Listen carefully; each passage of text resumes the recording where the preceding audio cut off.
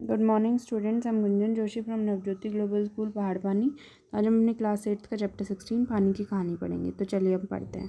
मैं आगे बढ़ा ही था कि बेर की झाड़ी पर से मोती की एक बूंद मेरे हाथ पर आ पड़ी। ये लेखक बता रहे हैं, ठीक है। मैंने आश्चर्य का ठिकाना ना रचा। अब मैंने देखा कि ओस की बूंद मेरी कलाई पर से सरक कर मेरी हथेली पर आ गई थी। मेरी दृष्टि पड़ते ही वह ठहर गई। थोड़ी देर में मुझे सितार के तारों की सी झंकार सुनाई देने। मैंने सोचा कि क्या बज रहा है ये। चारों ओर उन्हें देखा लेखक ने, तो उन्हें कोई नहीं दिखा। फिर अनुभव हो कि ये स्वर मेरी हथेली से निकल रहा है। ध्यान से देखने पर मालूम हुआ कि बूंद के 2 कण हो गए। उन्हें हिलकर ये स्वर उत्पन्न कर रहे हैं। उसी सुरीली आवाज़ में मैंने सुना, सुनो सुनो। मैं चुप था। फिर आवाज़ आई, सुनो सुनो। अब मुझसे ना रहा गया और मेरे मुंह से निकल गया, कहो कहो। उसकी बूंद मानो प्रसन्नता से उछली, हिली और बोली, मैं ओस हूँ। जानता हूँ, मैंने कहा। लोग मुझे पानी कहते हैं, जल भी वो कहते हैं, मालूम है। मैं बेर के पेड़ से आई हूँ। झूठी, मैंने कहा और सोचा बेर के पेड़ से क्या पानी का फव्वारा उत्पन्न होता है। बूंद फिर हिली, मानो और अविश्वास के साथ उसे दुख हुआ।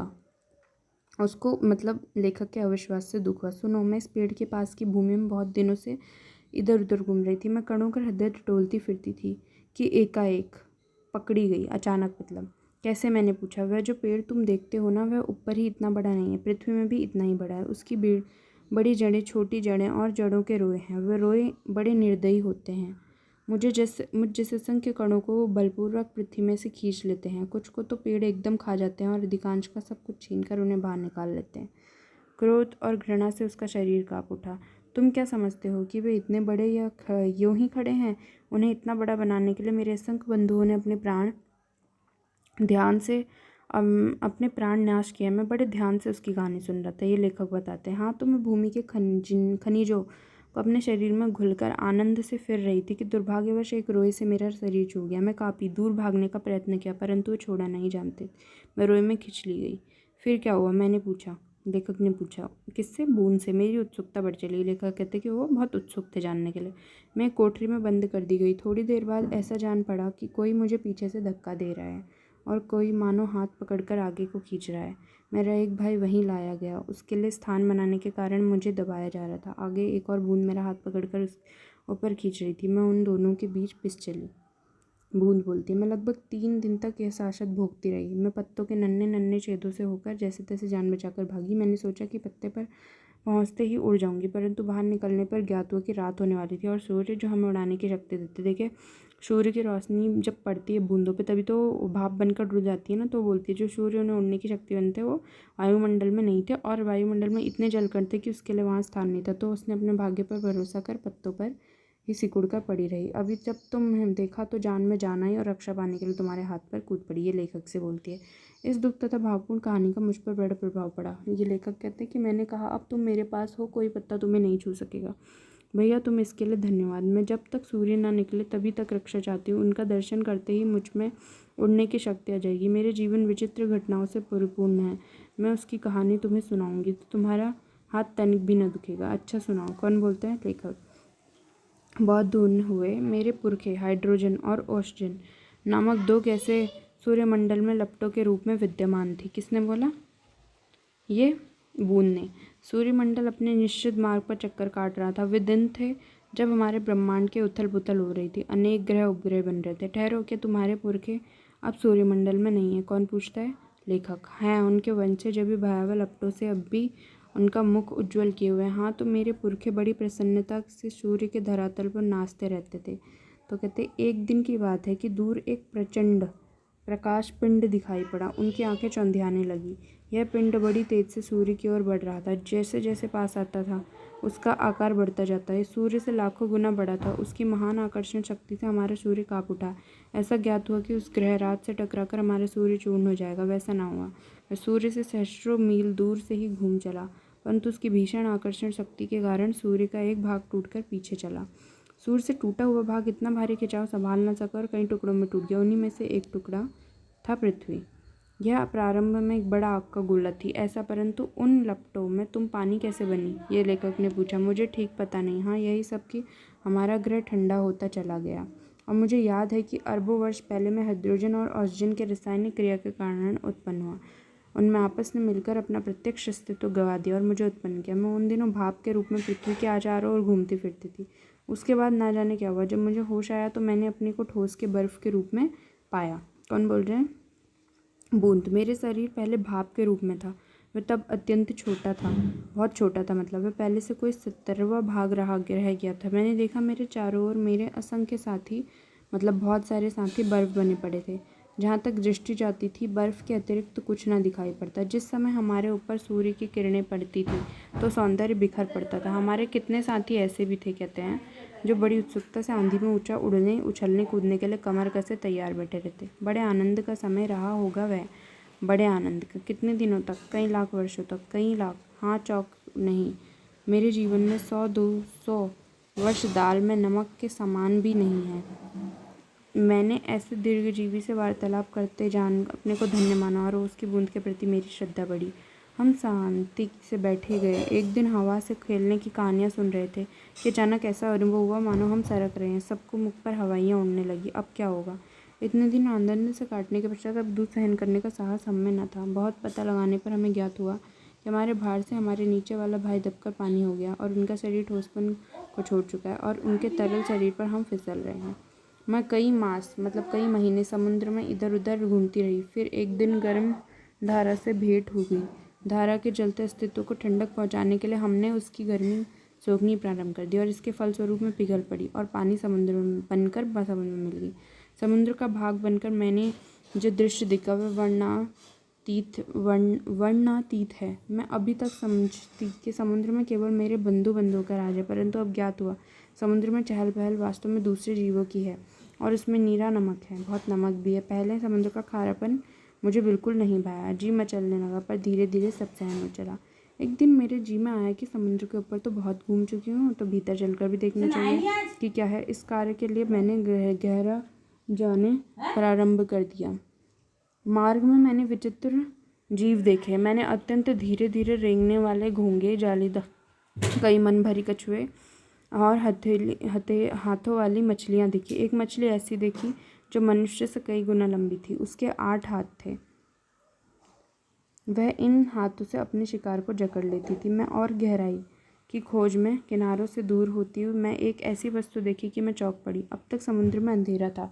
सूर्य का प्रकाश कुछ ही भीतर तक पहुंच जा पाता था और बल लगाकर देखने के कारण मेरे नेत्र दुखने लगे थे। मैं सोच रही थी कि यहाँ पर जीवों को कैसे दिखाई पड़ता होगा कि सामने ऐसा जीव दिखाई पड़ा मानो को लालटेन लिए घूम रहा हो। यह एक अत्यंत सुंदर मछली थी। इसके शरीर से एक प्रकार की चमक निकलती जो इससे मार्ग दिखलाती। इसका प्रकाश देखकर कितनी छोटी छोटी अनजान मछलियाँ इसके पास आ जाती थी और ये जब भूखी होती तो तब पेट भर उनका भोजन करती थी। विचित्र है, जब मैं और नीचे समुद्र की गहरी तह पर पहुंची तो देखा कि वहाँ भी जंगल है। छोटे ठिगने मोटे पत्ते वाले पेड़, बहुत से संख्या में पेड़ थे। वहाँ पर पहाड़ियाँ हैं, घाटियाँ। इन पहाड़ियों की गुफाओं में नाना प्रकार के, मतलब विभिन्न प्रकार के जीव रहते हैं जो निपट, अंधे और महाअसली हैं। यह सब देखने में मुझे कई वर्ष लगे। जी मैं आया कि ऊपर लौट चलूँ, परंतु प्रयत्न करने पर पता चला कि मेरे ऊपर पानी की कोई 3 मील मोटी तह थी। मैं भूमि में घुसकर जान बचाने की चेष्टा करने लगी। यह मेरे लिए कोई नई बात न थी। करोड़ों जलकण इस भांति अपनी जान बचाते हैं और समुद्र का जल नीचे धंसता जाता है। मैं अपने दूसरे भाइयों के पीछे पीछे चट्टान में घुस गई। कई वर्षों में कोई मोटी चट्टान में घुसकर हम पृथ्वी के भीतर एक खोखले स्थान में निकले और एक स्थान पर इकट्ठा होकर हम लोगों ने सोचा कि क्या करना चाहिए। कुछ की सम्मति में वही पड़ा रहना ठीक था, परंतु हम कुछ उत्साही युवा भी थे। वे एक स्वर में बोले, हम खोज करेंगे, पृथ्वी के हृदय में घूम घूम कर देखेंगे कि भीतर छुपा क्या है। तो फिर क्या? अब हम शोर मचाते हुए आगे बढ़े तो एक ऐसे स्थान पर पहुंचे जहां ठोस वस्तु का नाम भी ना था। बड़ी बड़ी चट्टानें, लाल पीली पीड़ित और नाना प्रकार के, मतलब विभिन्न प्रकार के धातु इधर उधर बहने की उतावली हो रही थी। इसी स्थान के आसपास एक दुर्घटना होते होते बची। हम लोग अपनी इस खोज में इतने प्रसन्न थे कि अंधाधुंध बिना देखे बढ़ते जा रहे। इसे अचानक एक ऐसी जगह पर पहुंचे जहाँ तापक्रम बहुत ऊंचा था। यह हमारे लिए असहनीय था। असहनीय था। हमारे अगुआ कांपे और देखते देखते उनका शरीर ओजोन और हाइड्रोजन में विभाजित हो गया। इस दुर्घटना से मेरे कान खड़े हो गए। मैं अपने और बुद्धिमान साथियों के साथ एक और निकल भागी। हम लोग अब एक ऐसे स्थान पर पहुंचे जहाँ पृथ्वी का गर्भ रह रहकर हिल रहा था। एक बड़े जोर का झटका हुआ। हम बड़ी तेजी से बाहर फेंक दिए, ऊंचे आकाश में उड़ चले। इस दुर्घटना से हम चौंक पड़े। पीछे देखते से ज्ञात हुआ कि पृथ्वी फट गई है और उसमें धुआं, रेत, पिघली धातुएं तथा लपटें निकल रही हैं। यह दृश्य बड़ा ही शानदार और इसे देखने की हम बार बार इच्छा हुई। मैं समझ गया कि तुम ज्वालामुखी की बात कर रहे हो। हाँ, तुम लोग उसे ज्वालामुखी कहते हो। अब जब हम ऊपर पहुँचे तो हमें एक और भाप का बड़ा दल मिला। हम गरज कर आपस में मिले और आगे बढ़े। पुरानी सहेली आंधी के भी यहाँ पे हमें दर्शन हुए। हमें पीठ पर लांदे कभी इधर जाती तो कभी उधर। वह दिन बड़े आनंद के थे। हम आकाश में स्वच्छंद मतलब आज़ाद होकर किलोले करते फिरते थे। बहुत से भाप जल कणों के मिलने के कारण हम भारी हो चले और नीचे झुक गए और एक दिन बूंद बनकर नीचे कूद पड़े। मैं एक पहाड़ पर गिरी और अपने साथियों के साथ मैली कुचली होकर एक और बह चली। पहाड़ों में एक पत्थर से दूसरे पत्थर पर कूदने और किलकारी मारने में जो आनंद आया वह भूला न जा सकता। हम एक बार बड़ी ऊंची शिखर पर से कूदे और नीचे एक चट्टान पर गिरे। बेचारा पत्थर हमारे प्रहार से टूटकर खंड खंड हो गया, मतलब टूट गया। यह जो तुम इतनी रेत देखते हो, पत्थरों को चबा चबा कर हम बनाते हैं, ये पानी की बूंद बोलती है। ठीक है, जिस समय हम मौज में आते हैं तो कठोर से कठोर वस्तु हमारा प्रहार सहन नहीं कर सकती। अपनी विजयों से उन्मत्त होकर विजयों से उत्पन्न होकर इधर उधर बिखर गए। मेरी इच्छा बहुत दिनों से समतल भूमि देखने की थी। मैं एक छोटी धारा में मिल गई। सरिता के वे दिवस बड़े मौज के थे। हम कभी भूमि को काटते, कभी पेड़ों को खोखला करते, उन्हें गिरा देते। बहते बहते मैं एक दिन एक नगर के पास पहुंची। मैंने देखा कि नदी के तट पर एक ऊंची मीनार में से कुछ काली काली हवा निकल रही है। मैं उत्सुक हो उसे देखने को क्या बड़ी कि अपने हाथों दुर्भाग्य को न्योता दिया। जैसे ही मैं उसके पास पहुंची और अपने साथियों के साथ मोटे नल में खींच ली गई। कई दिनों तक मैं नल में घूमती फिरी। मैं प्रति क्षण उसमें निकल भागने की चेष्टा में लगी रहती कि कब मैं उससे भाग निकलूँ, ये सोचती थी। बूंद भाग्य मेरे साथ था। बस एक दिन रात के समय मैं ऐसे स्थान पर पहुंची जहाँ नल टूटा हुआ था, तो मैं तुरंत उसमें से निकल भागी और पृथ्वी में समा गई। अंदर ही अंदर घूमते घूमते इस बेर के पेड़ के पास पहुंची। वह रुकी, सूर्य निकल आए थे।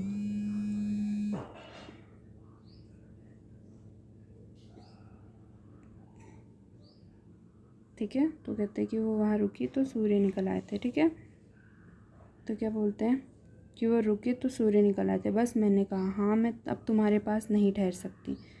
सूर्य निकल आए हैं। किसने बोला? तुम मुझे रोक कर नहीं रख सकते। कौन बोलते? बूंद। वह ओस की बूंद धीरे धीरे घटी और आंखों से ओझल हो गई, मतलब भाप बन गई। रामचंद्र तिवारी ज़्यादा लिखाते हैं।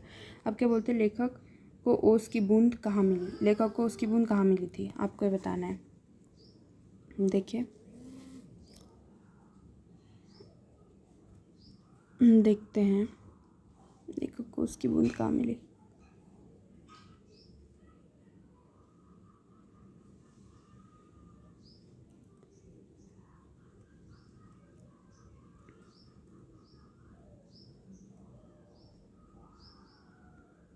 लेखक को बैर के झाड़ी पर ओस की बूंद मिली थी। ठीक है, ओस की बूंद क्रोध और घृणा से काँप उठी।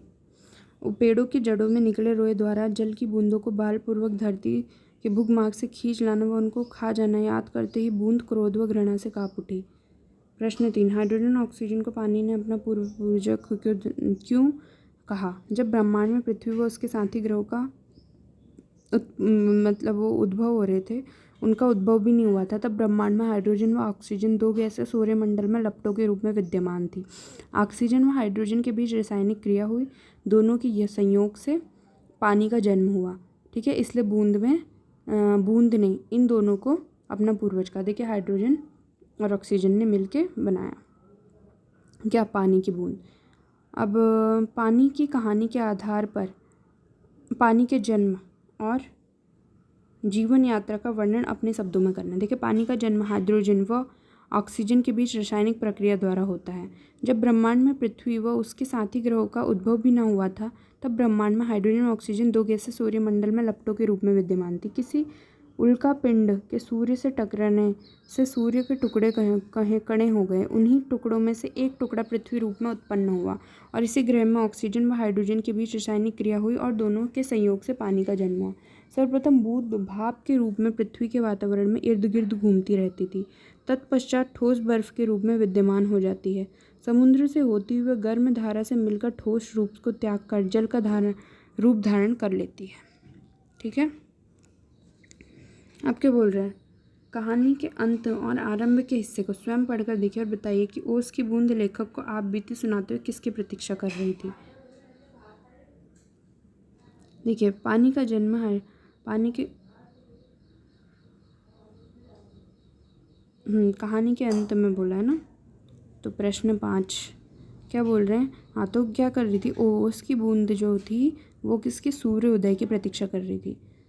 ठीक है, अब पाठ से आगे जल चक्र के विषय में जानकारी प्राप्त कीजिए और पानी की कहानी से तुलना करके देखिए कि लेखक ने पानी की कहानी में कौन कौन सी बातें विस्तार से बताई है। पानी की कहानी पाठ में ओस की बूंद अपनी स्वयं सुना रही है कहानी और लेखक केवल श्रोता है। इस आत्मकथा शैली में आप भी किसी वस्तु का चुनाव करके कहानी लिखनी है आपको भी। समुद्र के तट पर बसे अधिक ठंड और अधिक गर्मी क्यों नहीं पड़ती, ये भी आपको वो करना है। ठीक है खुद।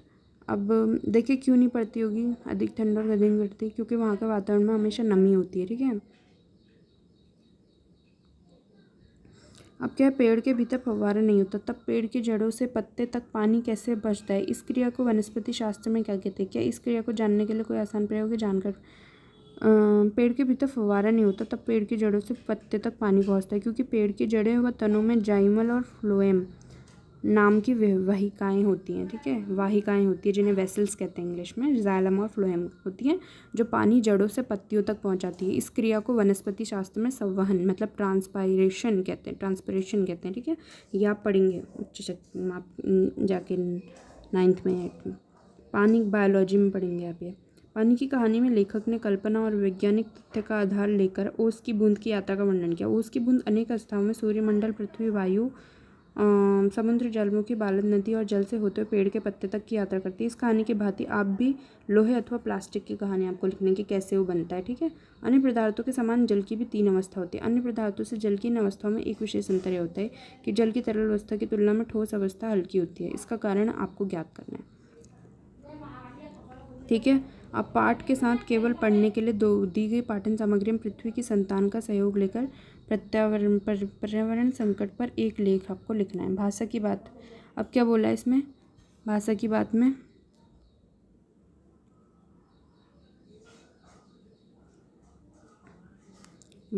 किसी भी क्रिया को पूरी करने में जो भी संज्ञा आदि संलग्न होते हैं, ठीक है, तो उसे क्या कहते हैं?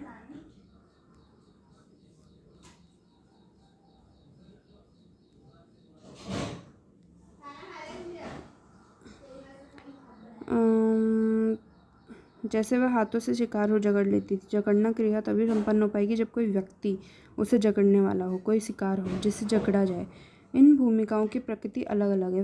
व्याकरण में ये भूमिकाएं करके कारकों के अलग अलग भेदों जैसे कर्ता, कर्म, करण आदि से स्पष्ट होती हैं। अपनी पाठ्यपुस्तक से इस प्रकार के 5 और उदाहरण आपको खोजना और उन्हें भलीभांति परिभाषित कीजिए।